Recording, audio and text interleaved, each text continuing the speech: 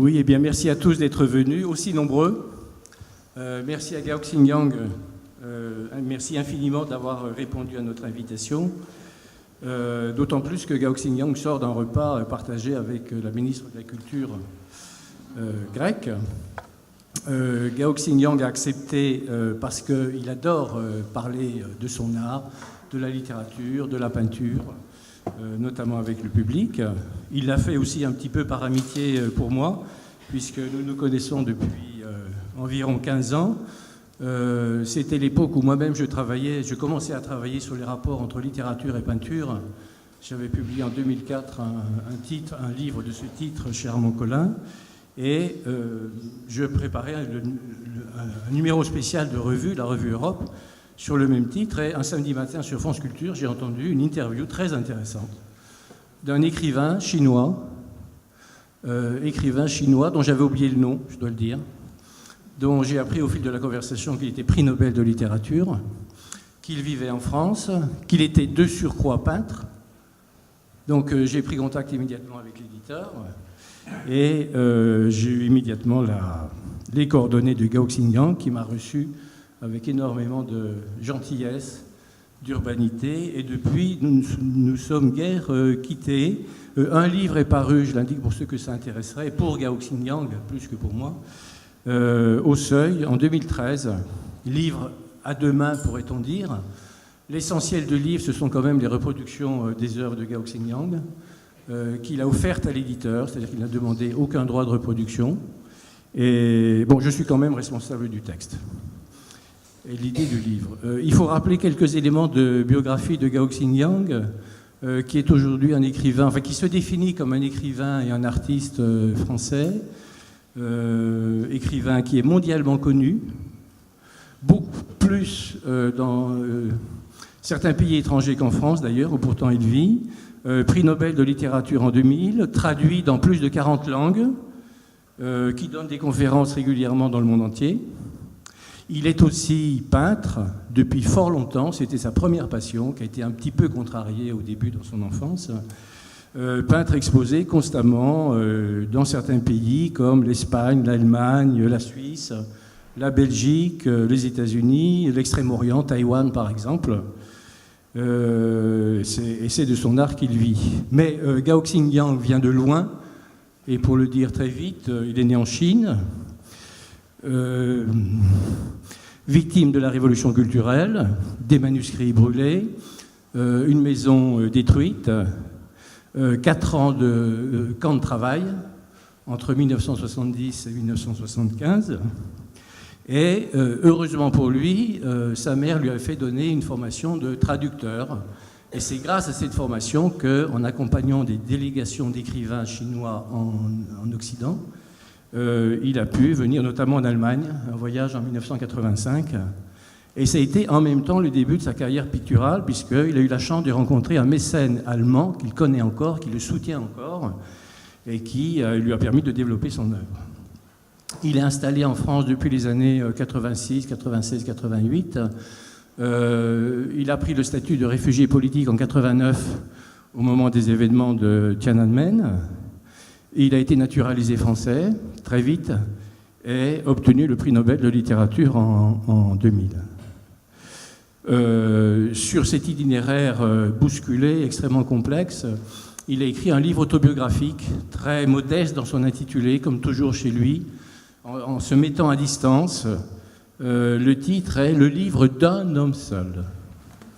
Un homme seul. Ce sont deux mots qui définissent assez bien.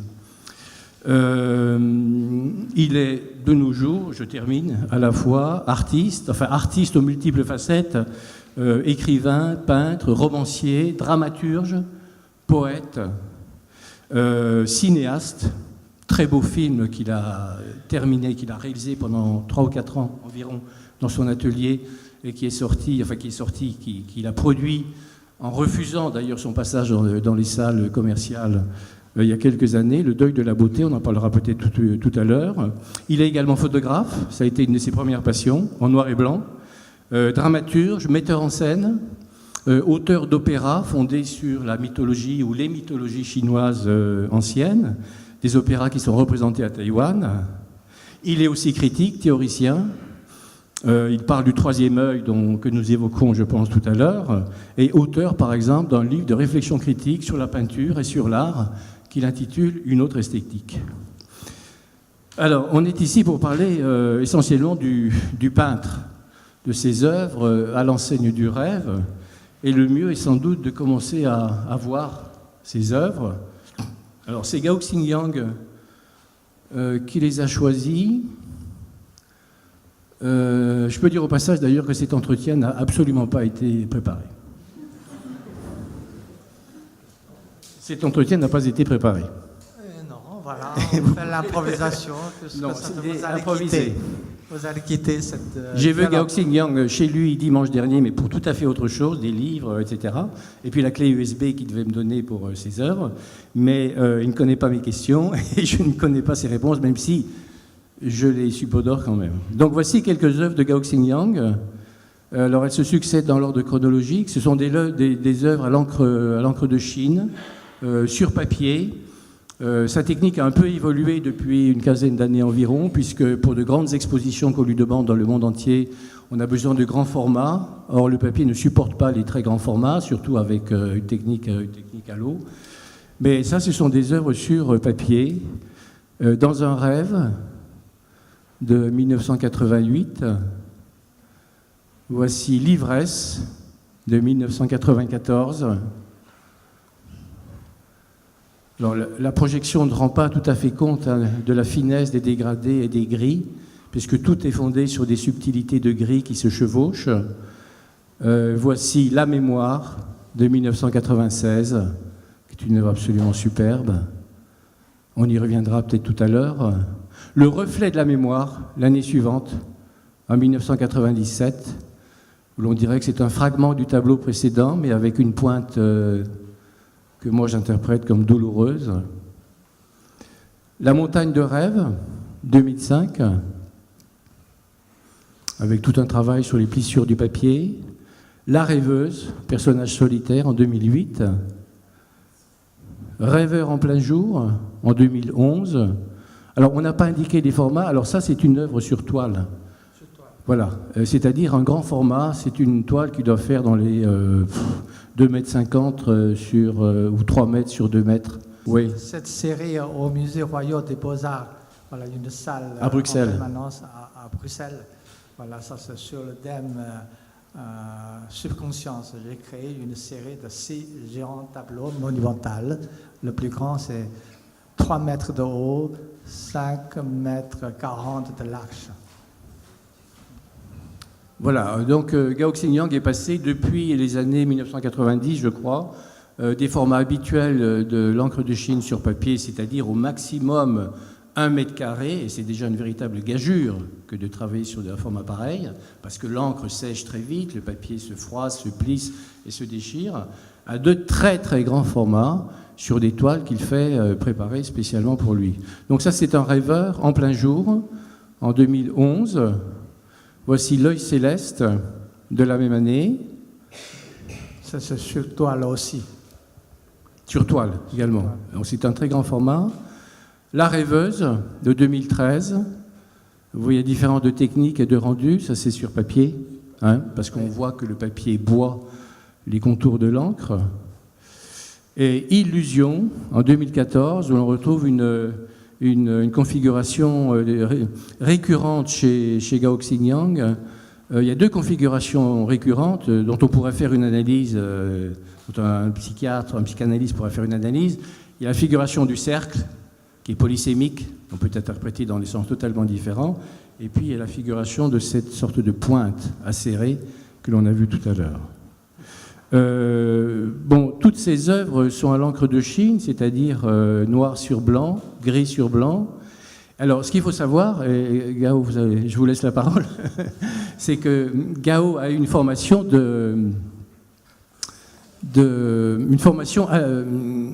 à l'occidental, excusez-moi, c'est-à-dire à la peinture à l'huile. Et il a abandonné cette pratique de la peinture à l'huile, qui était réservée à une sorte d'élite à l'époque, naturellement, à l'occasion de voyages. D'abord en France, à Louvre, C'était Au Louvre. au Louvre, voilà, musée au Louvre. À ce temps-là, j'étais interprète d'une délégation des écrivains chinois, juste après la Révolution culturelle. C'est la première fois que je suis venu en Occident. C'est la première fois que je découvre la peinture originale, les chefs-d'œuvre, parce que cet art a été introduit en Chine seulement un peu d'un siècle. C'était un prêtre italien invité en Chine à ce temps-là pour peindre le portrait de l'empereur. Voilà. Il a formé les premiers peintres chinois à la peinture. Oui, ça c'est en Chine. Même quand j'étais tout jeune, j'ai commencé à apprendre la peinture à l'huile. Je n'ai jamais vu, même les peintres chinois n'ont jamais vu un vrai chef-d'œuvre de la peinture à l'occidentale. Voilà. C'est pourquoi ça c'est... Voilà. On croyait ce que les professeurs enseignent, c'est ça. Voilà. Il n'y a aucune référence. Dans aucun musée, on ne trouve pas une vraie œuvre de la peinture, l'original occidental, sans parler des chefs-d'œuvre des grands maîtres. Voilà, une fois allé en France, à Louvre, et l'année suivante, une autre délégation, j'étais aussi interprète, en Italie. Voilà, on a visité 8 villes, voilà, tous les grands musées, chefs-d'œuvre de Renaissance, des grands maîtres. Voilà, devant moi, mes propres yeux. Est-ce que ma peinture à l'huile, ça vaut la peine de faire? Voilà, c'est le tournant, finalement. Voilà, c'est impossible pour moi avoir cette sensibilité, cette technique, cette maîtrise. Si je veux être un bon peintre, il faut chercher l'autre voie. Voilà. Pourquoi je détourne vers l'encre de Chine? Et aussi, ça c'est à côté de Nice, il y a un musée de Picasso. On a montré les œuvres de Picasso. À part toutes ces peintures à l'huile, aussi tous ces dessins, il y a un petit dessin, c'est marqué l'encre de Chine. Voilà. Ça c'est noir et blanc, un petit dessin. Il dessine comme l'encre de n'importe quelle encre. Voilà. Moi, je trouve ça, c'est Picasso. Et après, j'ai réfléchi. Si je dois faire quelque chose, l'autre référence, c'est Picasso, c'est un grand peintre que je connais bien. Même lui, il ne connaît pas. Ça, c'est dans l'encre de Chine. Quelle est la possibilité, le potentiel à explorer? Voilà, cette technique-là, il ne connaît pas. C'est tout à fait comme moi. Ça, je connais vraiment, ça, c'est ma connaissance sur la peinture à l'huile, c'est presque nul. Voilà. Et si je veux faire quelque chose extraordinaire, si je veux être un bon peintre, il faut trouver une autre voie et je détourne vers l'encre de Chine. Voilà, donc le choix de l'encre Chine par impossibilité d'aller au-delà de Léonard de Vinci, Rubens, Titien, Goya, etc., ce que l'on peut comprendre, mais en même temps, je dirais une inflexion de l'encre de Chine, parce que ça n'est pas seulement le retour à la technique chinoise traditionnelle, qui est celle de la calligraphie, où le dessin est toujours associé donc à l'écriture, hein, le dessin n'existe pas indépendamment. Gao introduit l'autonomie de l'œuvre à l'encre de Chine par rapport au texte. On viendra tout à l'heure d'ailleurs, parce qu'il est également écrivain, sur la séparation très nette qu'il établit entre peindre et écrire, et sur la supériorité de la peinture sur l'écriture. Mais également, il introduit alors ce que l'on voit ici, c'est-à-dire la technique des lavis, pour utiliser un mot technique. La technique de l'encre de Chine traditionnelle, c'est celle de Shi Tao, qui est le grand peintre chinois du XVIIe siècle, qui a laissé des manuels, etc. Et c'est une technique au trait. C'est-à-dire que c'est une sorte de dessin plus ou moins appuyé, qui peut être très sophistiqué, etc. Et Gao Xingyang a introduit dans le travail de l'encre de Chine l'équivalent de ce que représente la technique du lavis, par exemple, dans la peinture à l'huile. Ce qui est un véritable défi, vu le fait que la réaction du papier est toujours imprévisible. Mais Gao, enfin je peux le dire, ce n'est pas une question, je m'excuse, mais Gao a une maîtrise tout à fait exceptionnelle de l'imprévisibilité de la réaction du papier. Il joue avec cette imprévisibilité-là et il la rattrape, il en fait quelque chose. Alors, si on revient au tableau qui représente des rêveurs ou des rêveuses, comme ici la rêveuse de 2008, voilà, ou rêveur en plein jour de 2011, on s'aperçoit que le rêveur comme la rêveuse sont des personnages qui sont vus de dos, donc très énigmatiques. Et du coup, on peut se poser en occidental de certaines questions. De qui s'agit-il? Est-ce que ce rêveur ou cette rêveuse, c'est une projection de soi? Est-ce que c'est une sorte d'allégorie, auquel cas ce serait une sorte d'image de la condition humaine? Est-ce que c'est une figuration du statut de l'artiste, par exemple, que vous êtes? Ou est-ce que c'est tout cela en même temps? Alors, si je retourne vers l'encre de Chine, je m'ennuie de copier la peinture de l'encre traditionnelle chinoise, parce que c'est basé sur la calligraphie. D'abord, il faut maîtriser la calligraphie, et puis c'est les lignes. Voilà. On fait les lignes cursives. Voilà. Ça, c'est la base de cette technique. Bon, alors. Ça, si je copie ces vieux peintres chinois, immédiatement je m'ennuie. Il n'y a pas de vraie création. Voilà. Il n'y a pas de l'imagination, il n'y a pas l'envol de l'esprit. Voilà. Il faut chercher une autre voie. Quelle voie à choisir, à faire? Devant nous, il y a cette richesse de la peinture de figuration, surtout avec la couleur peinture à l'huile, voilà, les fresques, ces grands, voilà, cette grande tradition, ce patrimoine si riche. On a exploré, on a développé, on a maîtrisé si bien, voilà, la figuration. Voilà. Parce que derrière cette peinture-là, s'il y a une esthétique qui quitte cette peinture-là, c'est la figuration. Voilà. Il y a l'autre courant, c'est la peinture moderne. Voilà. C'est l'abstraction. C'est tout récent. Il n'y a qu'un peu plus d'un siècle. Voilà. Ça, c'est l'autre voie moderne voilà, de l'art occidental. Mais ça, on a aussi déjà toutes les possibilités. Voilà. Je pense qu'on a déjà fait. Voilà. Si moi, je fais, je n'ai qu'à suivre le bas. Voilà. Je m'ennuie aussi. Ça ne m'encourage pas. Voilà. Voilà. C'est entre la figuration, un côté, l'autre, c'est la figuration, voilà, l'abstraction et la figuration.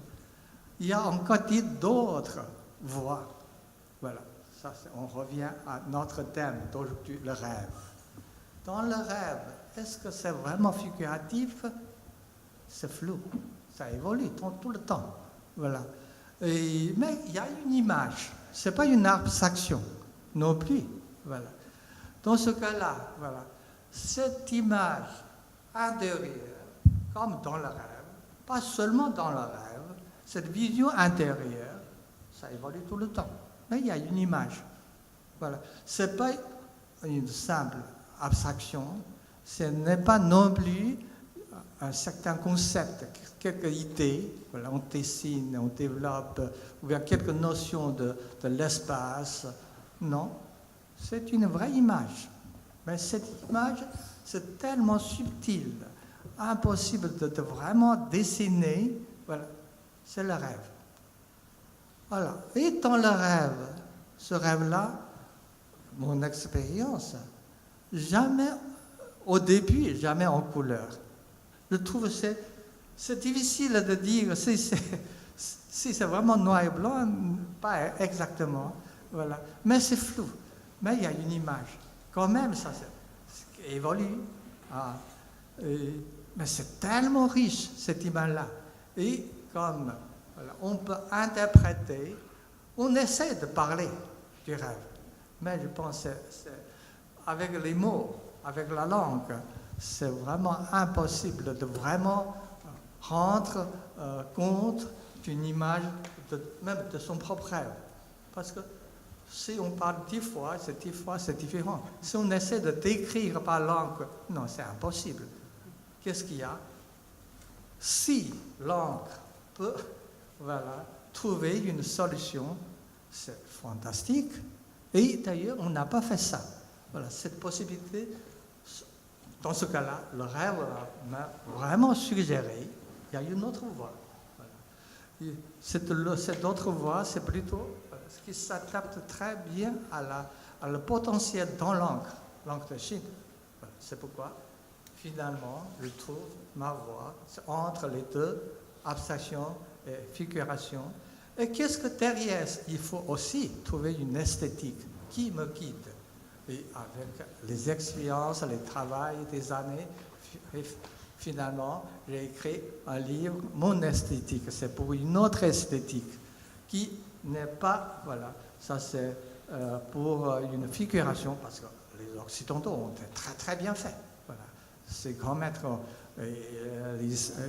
la théorie, et réflexion, même philosophique, là-dessus, on a très très bien écrit. Il y a l'autre côté, voilà, l'abstraction. L'abstraction, il y a déjà des peintres comme c'est allemand.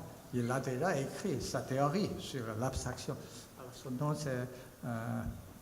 c'est la ligne, le point. Oui, oui. Kandinsky a écrit, voilà. Ça, oui, voilà, je fasse. Voilà, il a déjà développé la base de cette abstraction. Mais derrière ce que je dis, c'est entre les deux, comment peut-on trouver une esthétique, voilà, c'est mon, une autre esthétique, je pense à derrière, voilà, il y a une esthétique, c'est l'évocation. Voilà, c'est pas dessiner, décrire en détail une réalité ou une image, mais ça évoque, c'est comme dans le rêve. Voilà. Et aussi, ça suggère, voilà, une suggestion. Voilà. Mon esthétique, c'est une suggestion. Une suggestion vient évocation. Alors, dans cette orientation, je cherche les images qui s'adaptent, voilà, qui peut évoquer pas seulement un peintre lui-même, moi-même, aussi, puisque tout le monde a ce genre de l'image intérieure. Voilà. Chacun a cette expérience intérieurement visuelle. Voilà. Chacun a sa façon d'interpréter cette richesse. Cet art peut nous fournir, voilà, une autre voie, une création tellement riche. Voilà ce que je cherche. Voilà, donc entre abstraction et figuration, qui sont les deux grands pôles de l'évolution de l'art pictural en Occident, selon Gao Xingyang, il y a ce qu'il appelle la suggestion. Et cette suggestion, il la rattache très directement au rêve grâce au médium de l'encre. Mais pourquoi alors certains tableaux s'intitulent-ils rêve ou rêveuse et d'autres tableaux l'œil céleste, parce qu'ils procèdent quand même de la même, du même sentiment intérieur. Oui. Si vous voulez, si on revient à ces tableaux de donc la rêveuse et rêveur en plein jour, je reviens à ces questions, mais qui sont peut-être trop occidentales. Est-ce qu'on peut voir ici une projection d'une individualité particulière? Est-ce que c'est l'homme en général? Est-ce que c'est le rêve en général? Ou est-ce que c'est inspiré par vos propres rêves?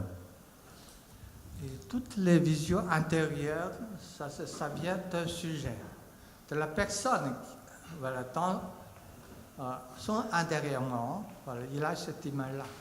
Mais ce n'est pas une œuvre. Pour être cette image soit vue par les autres, voilà, communiquer avec les autres. Voilà, ça, c'est la création. Comment transmettre cette vision intérieure ou bien recréer cette vision intérieure en une œuvre, en une image, en un tableau, dans ce cas-là. Voilà, c'est une création.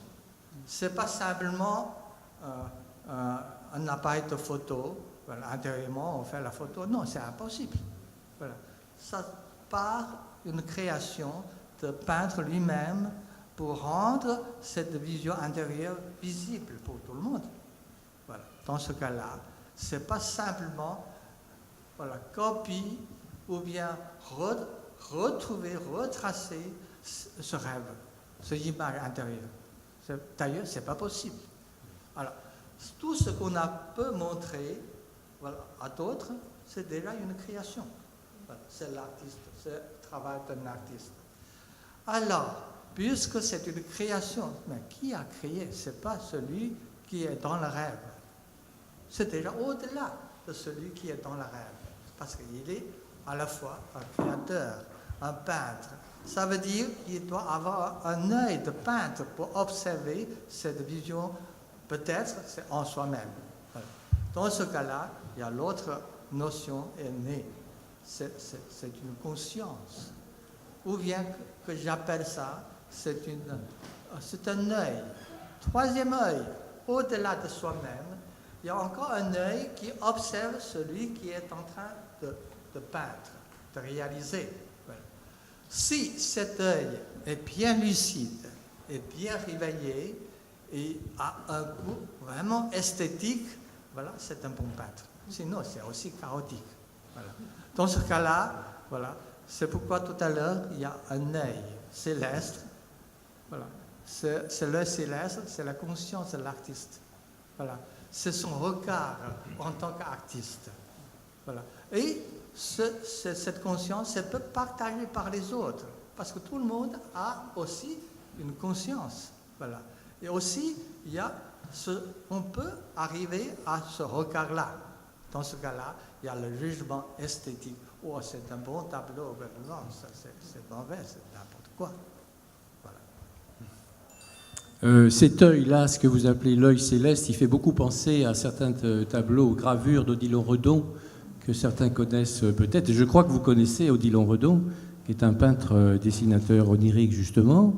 Et est-ce que cet œil, c'est celui que le peintre porte sur l'œuvre une fois l'œuvre réalisée, dans une sorte de dialogue implicite à ce moment-là, lorsqu'il redécouvre son œuvre? C'est que Titien, par exemple, ébauchait ses tableaux très vite, les retournait, les laissait pendant 3 mois ou 4 mois, et puis les reprenait. On peut imaginer qu'il y avait un dialogue ensuite.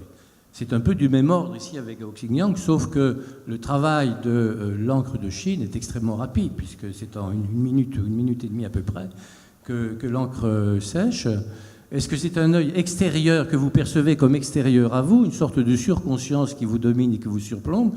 Auquel cas, ce serait intéressant, parce que ça répondrait un peu aux questions que je vous posais tout à l'heure et auxquelles vous n'avez pas répondu, c'est-à-dire le rêveur ou la rêveuse, est-ce que c'est vous, est-ce que c'est l'homme en général, ou est-ce que c'est simplement une situation de rêve? Autrement dit, qui rêve? Voilà. Si le rêve, ça se dit seulement à soi-même, une fois dit, ce n'est plus le rêve. C'est un résumé. Voilà. Ça, c'est une description. Voilà. C'est déjà travaillé par le cerveau, voilà, par l'intelligence, par la conscience. Mais c'est un travail, c'était une image de rêve, c'est déjà travaillé par un peintre. Voilà. C'est pas seulement, ça vient directement de soi-même. C'est pourquoi tout genre de création de rêve, en fait, c'est la création de l'artiste. Voilà. Même dans l'histoire, il y a dans votre super livre, Peindre le rêve, vous avez retracé par l'histoire de l'art ces multiples époques, ces grands chefs-d'œuvre au thème de rêve. Mais c'est une œuvre. Ce n'est pas un rêve original. C'est une œuvre création. Voilà.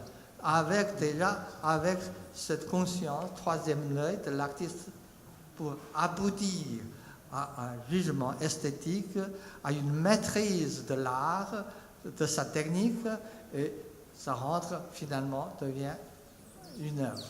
C'est pourquoi le peintre, même ça avec le titre rêveur, c'est pas en fait moi-même je rêve, c'est mon rêve. Non, ça c'est la création.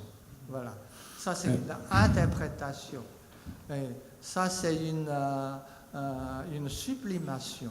Voilà. Et aussi, derrière, il y a un travail artiste, il y a la maîtrise de l'encre, la maîtrise de l'image. Voilà. Et voilà, c'est un travail. Souvent, je fais un travail, parce que l'encre de Chine, ça coule. Hein. On doit travailler immédiatement. C'est beaucoup d'improvisation. Mais pour finir, pour ne pas devenir n'importe quoi, l'eau coule, ça devient n'importe quoi. C'est chaotique. Voilà. Il faut, bien sûr, derrière, il y a une maîtrise, un art. Mais ça vient de l'expérience des années de travail de l'artiste. Dans ce cas-là, c'est la création. Voilà. Même c'est un tableau, disons, le rêveur ou bien la rêveuse, mais c'est la création. C'est pas une photo intérieure de l'image de peintre. Alors, vous avez évoqué un beau livre dont la dernière iconographie est celle-ci. J'y ai tenu, c'est la mémoire, c'est une œuvre absolument superbe. Et j'aurais voulu vous demander la raison pour laquelle vous avez inclus dans cette petite anthologie d'œuvres, bon, il y a à peu près 300, 400, 500 œuvres à l'encre de Chine de Gao Xingyang. Il a fait lui-même le choix, sans aucune directive de ma part. Il a choisi quelques œuvres titrées Le Rêve, il y en a d'autres d'ailleurs. Et puis il a inclus d'autres œuvres, dont celle-ci, La Mémoire de 96, suivie de Le Reflet de la Mémoire en 97. On pourrait se demander quand même si la raison pour laquelle vous avez inclus ces deux tableaux qui portent sur la mémoire dans cette série consacrée aux rêves, si ça ne suggère pas tout de même un rapport entre, chez vous, création picturale, onirisme, c'est-à-dire abandon, une sorte de rêve créateur, et réminiscence, mémoire profonde. Moi, je vois ici, dans une sorte de cavité, on pourrait presque dire, sans forcer les choses, utérine, régressive, un toit de maison, une façade de maison avec son toit, une porte, et l'année suivante, le résidu, le reflet simplement de la mémoire, ce qu'il en reste comme si c'était désagrégé et qu'il n'en restait qu'une image reflétée, le reflet de la mémoire, une partie de ce toit beaucoup plus dessiné, plus anguleux, douloureux peut-être, avec cette pointe qui se dessine et que peut-être vous pouvez nous interpréter, parce que c'est une figuration qu'on retrouve assez fréquemment, assez régulièrement dans vos œuvres. Donc est-ce qu'il y a un rapport d'abord entre rêve et mémoire, la mémoire étant quand même personnelle? C'est déjà le travail, une œuvre faite. Ce n'est pas simplement une vision intérieure. Voilà. Pourquoi? Ça, c'est déjà, par exemple, ce trait noir, on peut voir que c'est comme une projection d'un ombre. Voilà. Ça veut dire sur cette image, peut-être c'est un rêve, il y a encore un ombre extérieur, dehors, derrière, qui projette ça. Ça veut dire, ce n'est pas un espace, même cet espace onirique, mais c'est une composition de plusieurs espaces, voilà, de plusieurs niveaux qui se créent cette image-là. Dans ce cas-là, il y a encore une autre question esthétique très intéressante. L'époque de Renaissance, voilà, on a développé cet art, comment dit-on, la perspective. Voilà, la technique, c'est bien étudié. Voilà, c'est une perspective géométrique. Voilà, il y a la profondeur, voilà, il y a les plans proches, voilà, il y a le fond, et aussi tout est proportionnellement bien étudié. Voilà. Et aussi le regard de l'angle, de quel angle, voilà. Voilà. Ça, c'est tout à fait une recherche artistique très très bien aboutie. Alors, il y a aussi l'autre dessin, tout plat. Voilà. Par exemple, ça c'est quand on revient à l'impressionnisme, voilà, c'est tout plat, c'est les couleurs, voilà, c'est la lumière. Il y a cette profondeur, c'est disparu. Voilà. Voilà. Ou bien, il y a une profondeur, voilà. Ou bien, c'est comme le dessin, il n'y a pas cette profondeur-là. Voilà. Ça, on dessine, voilà, sur un plan. Alors, pour ce langue de Chine, pour enrichir son art, qu'est-ce qu'on peut encore faire? Je pense que cette conception, perspective géométrique m'a suggéré, peut-on avoir une autre profondeur qui n'est pas géométrique, voilà, comme dans la peinture de Renaissance. C'est tellement riche, c'est ça. Différents niveaux, tellement détachés. Est-ce que ces langues, c'est tout à fait flou, peut-il avoir plusieurs niveaux, plusieurs espaces superposés? Ça évoque plein d'imagination.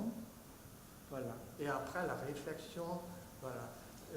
Esthétiquement, et aussi, c'est très étrange, mais ça vaut la peine de méditer, de regarder, d'observer. Ça évoque aussi d'autres suggestions pour le spectateur. Dans ce cas-là, voilà, ça s'explique, c'est très noir.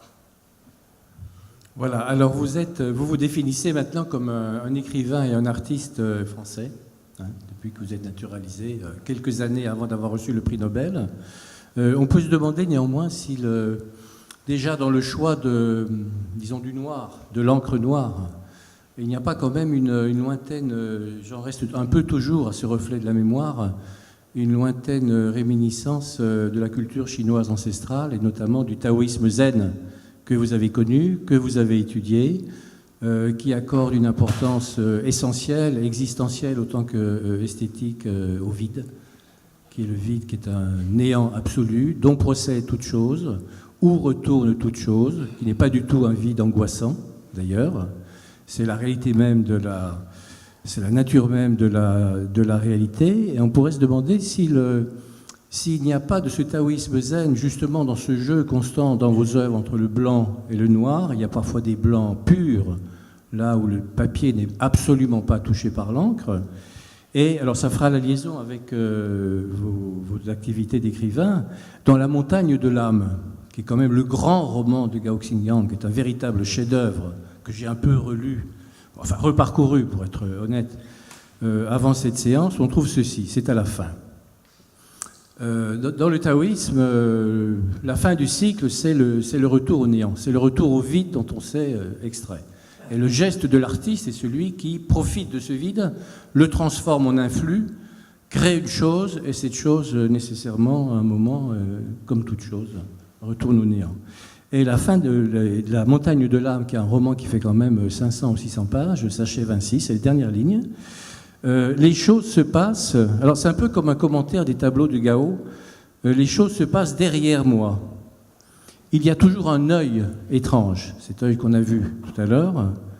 Le mieux, c'est de faire semblant de comprendre. Alinéa, faire semblant de comprendre, mais en fait ne rien comprendre. Nouvel alinéa, en réalité, je ne comprends rien, strictement rien. On est très proche de Beckett, et il faut dire que Gao, en tant que traducteur, a travaillé sur les textes de Beckett, il les a traduits en chinois. Et le dernier mot, donc, les derniers mots de ce livre, de ce long roman qui décrit un périple dans les montagnes chinoises, qui est une quête de l'origine, mais inatteignable toujours, c'est « En réalité, je ne comprends rien, extrêmement rien, point, dernière phrase, c'est comme ça ». Donc on aboutit à une sorte de constat qu'on pourrait dire, nous, désolé, une sorte de nihilisme, de rien. Alors, est-ce que ce nihilisme-là, ce rien, s'inscrit ou non dans vos œuvres, ou est-ce qu'il est le moteur presque a contrario de votre activité picturale? Est-ce que si vous voulez peindre ou écrire, c'est lutter contre ce rien, ou c'est, au fond, l'inscrire?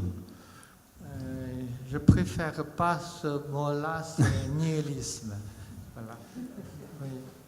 Plutôt, c'est une quête, sans cesse, permanente, parce qu'il n'y a pas la fin. Cette quête perpétuelle. Cette quête, ce n'est pas seulement accomplie par un individu, par un artiste. Et après sa mort, voilà, il y a encore la quête Même on peut le prendre son œuvre comme le départ. Encore la quête perpétuelle ultérieurement. Voilà. C'est pourquoi c'est la connaissance humaine, à mon avis, il n'y a pas de fin. On ne peut pas faire un point final, la conclusion, comme beaucoup de philosophes ils ont construit un système bien accompli de leur pensée. Voilà. Ça veut dire c'est une façon d'interpréter le monde, voilà, interpréter les êtres humains, mais c'est une façon d'interpréter. Mais ce n'est pas ce monde-là. Ce monde est si chaotique, si riche, c'est toujours dans l'évolution. Voilà. Alors, à mon avis, c'est pas ontologie. Pour moi, c'est important. C'est plus comment ce mot-là, c'est en latin, c'est la science de la connaissance, épistémologie. Ce qui compte perpétuellement, voilà, ça c'est la connaissance sans fin. Ce n'est pas une conclusion tout de suite, tout à fait, voilà, présentée. Voilà. Sinon, c'est fini. Voilà. Tout est déjà voilà, codifié, figé. À nos jours, on est trop facile de dire quel isme, voilà, quelle idéologie. Je pense que ça, c'est un carcan de la pensée. Pour l'artiste aussi, voilà. Il faut en sortir. Dans ce cas-là, cette quête perpétuelle, cette recherche, cette création, toujours en évolution. C'est pourquoi mon roman, ça termine. C'est pas tellement pessimiste, mais c'est plutôt une lucidité. Voilà. Un individu, voilà, d'une vie, voilà, un brève, mais il quête, il cherche, il essaie de comprendre, mais il y a beaucoup de choses qu'il n'a pas pu encore comprendre. Je pense que c'est le cas. C'est le cas. Surtout à nos jours, je critique souvent la philosophie de Nietzsche. Un surhomme, voilà, tout est fait. Je critique aussi voilà, ce genre de philosophie, idéologie. Tout est construit. Voilà, il y a utopie. Autour de là, on construit une idéologie. Et puis, voilà, voilà, on fait une politique. Ou bien on fait des concepts pour la création artistique. Mais c'est tellement stérile, tout ça. Voilà. C'est coïncidé. Voilà. Ça, c'est encadrer, voilà. Étouffer la création. La libre pensée, d'abord la libre pensée, et puis la création. Pour l'artiste, il faut en sortir.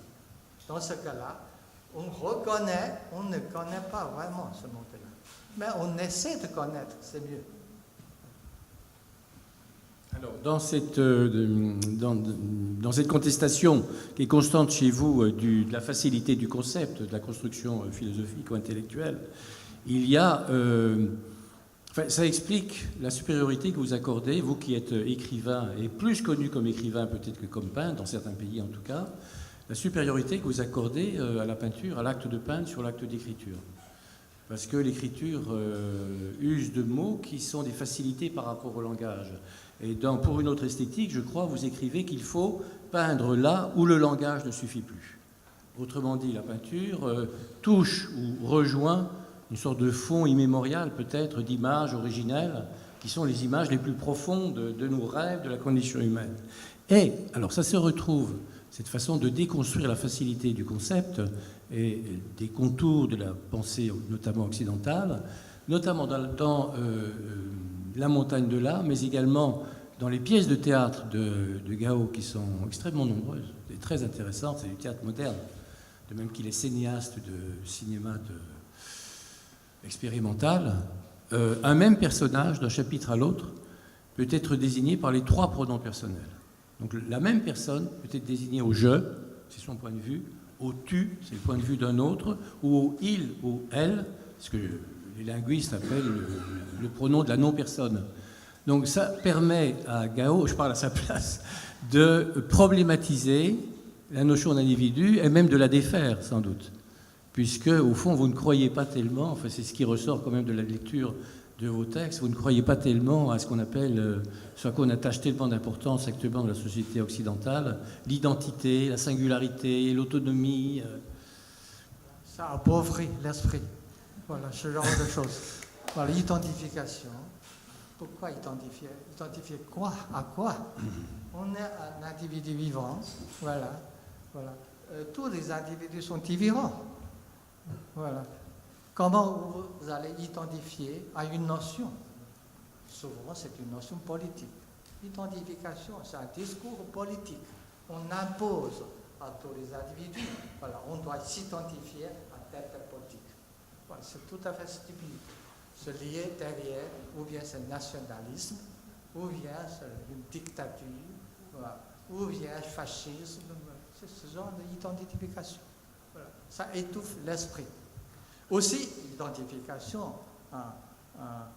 de quel courant artistique? Voilà, dit-on, l'art contemporain, voilà, ça c'est l'art contemporain. Voilà. Qu'est-ce que ça veut dire l'art contemporain? Mais l'art, c'est tout simple. Pourquoi on a défini l'art contemporain? Ouais, il faut une définition. Voilà, cette définition, ça veut dire l'art contemporain. Qu'est-ce que l'art contemporain? Ça veut dire remise en cause tout ce qui est précédent. Voilà. Derrière, il y a encore une idéologie. C'est dialectique Hegel. Négation de négation, voilà, ça fait une nouvelle essence. Non, ce n'est pas négation de négation. On a ses parents, les parents ont aussi ses parents, vous avez encore les enfants, ça évolue. Voilà. Pourquoi négation? Si vous ne voulez pas, voilà, faire votre choix, parce que c'est la richesse, le patrimoine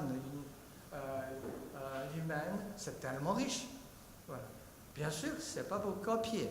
Voilà, c'est inspirer, choisir, suivre quelques orientations et puis on va faire ta propre création dans ce cas-là. Ce genre d'identification, ce genre de définition, ça étouffe la création artistique. Voilà, dans ce cas-là. Bon, alors, ça c'est une de votre question. L'autre question, tout à l'heure, vous avez parlé, alors ça c'est l'image et la langue. L'image, c'est beaucoup plus antérieur, beaucoup plus long, c'est l'histoire que la langue. La langue des êtres humains, je pense, ça c'est, voilà, c'est la grecque, un peu plus, je ne sais pas, tout au plus 5000 ans. Les Chinois aussi, tout au plus, les premières écritures, 5000 ans. Mais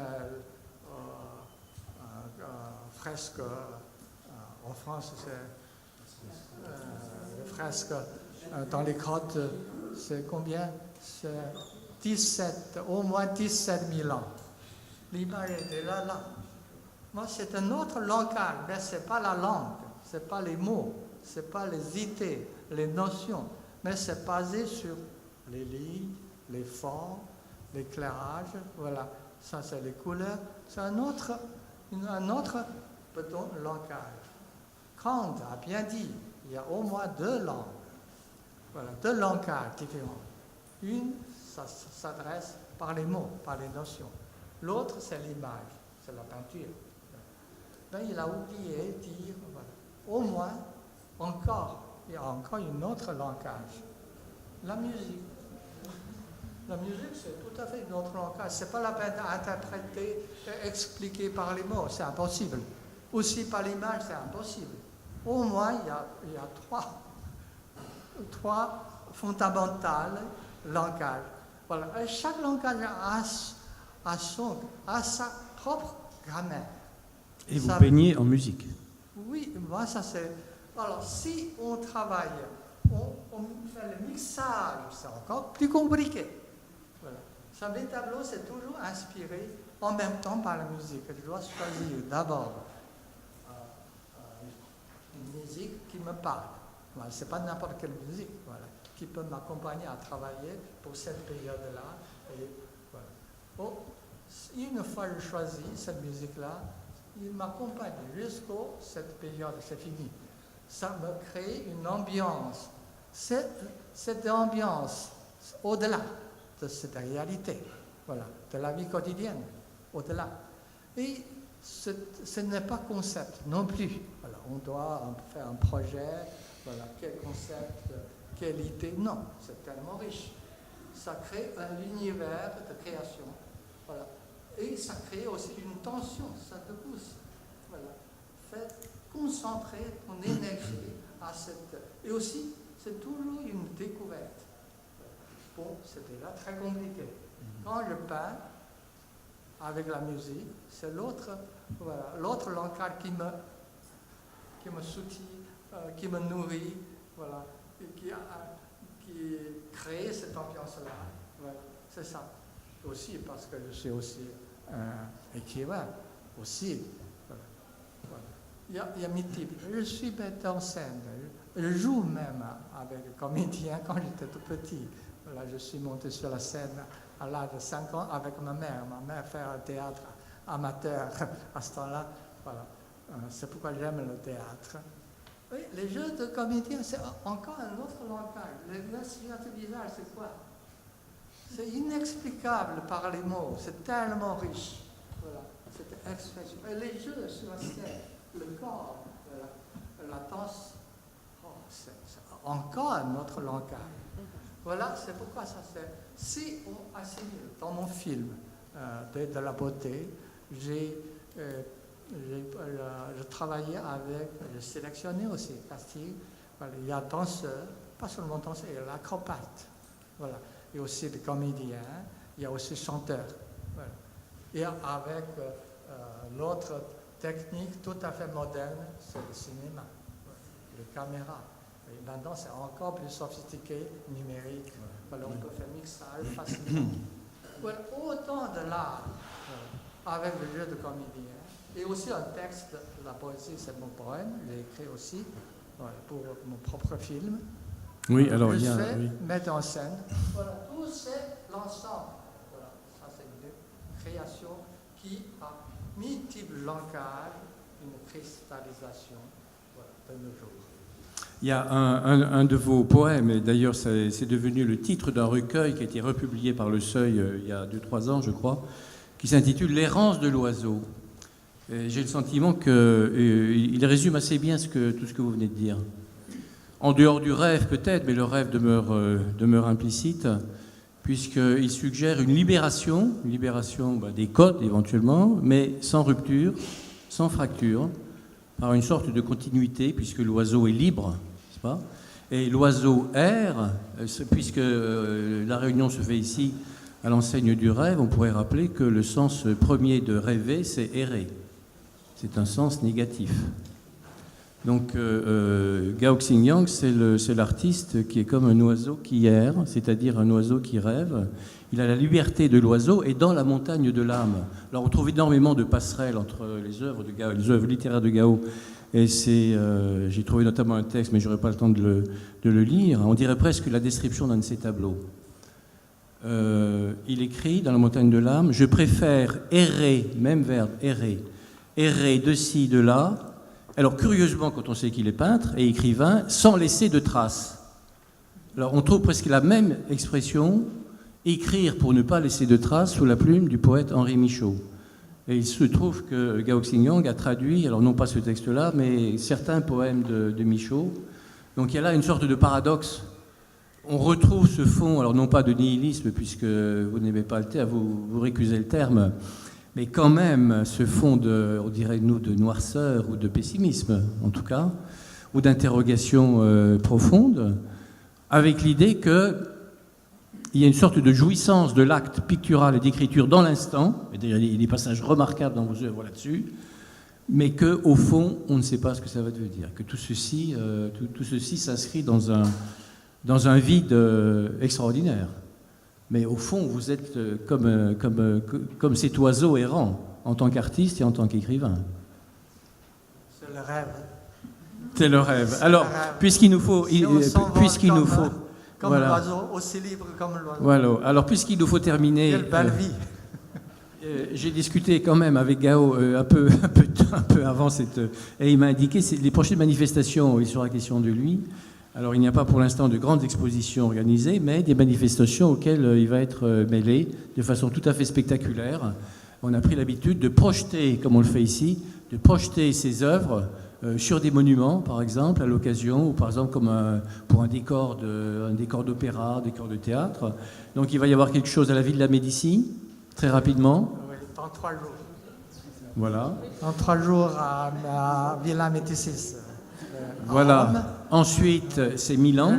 Oui, ça c'est Lens, c'est pas Montépar, appel pour une nouvelle renaissance.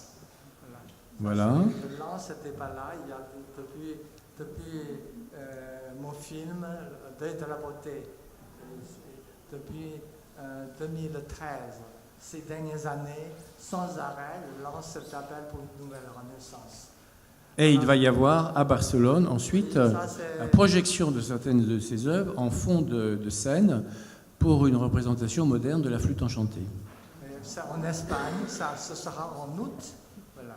Et en juillet, début juillet, tout de suite aussi en Italie, à Milan, c'est mon livre, recueil appel pour une nouvelle renaissance en italien, avec mes tableaux.